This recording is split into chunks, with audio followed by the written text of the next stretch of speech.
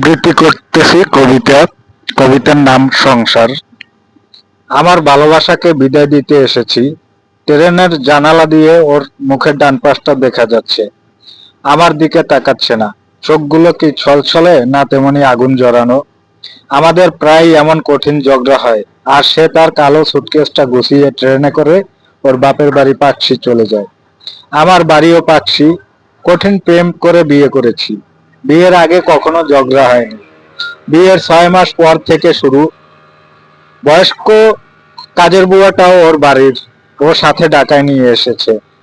সে কখনো মধ্যস্থতা করে থামাতে পারে, কখনো কালো সুটকেসটা গুছিয়ে দেয়, কখনো সে উবার ডেকে একাই চলে যায়, কখনো আমি এই স্টেশনে পৌঁছে দেই। ওর বাবা পাকশিতে রেলের বড় ইঞ্জিনিয়ার। রেলে সে আলাদা সুযোগ পায়, একটা সেলুন জুড়ে দেয় ওর জন্য। ব্রিটিশ আমলের আইন এখনো বলবৎ। সেলুনটা একটা বগি, যার ভিতরে টেবিল, চেয়ার, বেড, টয়লেট সব আছে। রেলের ওয়েটার দেখাশোনা করে। এবার আমি ওকে স্টেশনে নিয়ে এসেছি।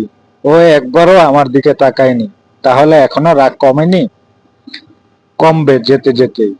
আমার রাগ কমে গেছে, তবে পুরুষত্ব বলে কথা। এখন নরম হওয়া যাবে না।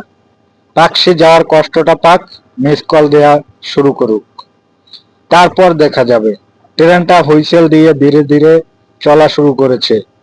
ট্রেনের ঘাট সবুজ পতাকা উড়াচ্ছে। একবার ইচ্ছে হলো দৌড়ে লাফ দিয়ে ট্রেনটায় উঠে পড়ি। ওর পাশে বসে বলবো, চলো আবার ভালোবাসাবাসি খেলা শুরু করি। ট্রেনটা অনেক দূর চলে গেছে। আমি একটু দুঃখ নিয়ে, আবার একটু কটা দিন একা থাকার সুখ নিয়ে বাসায় ফিরে আসি।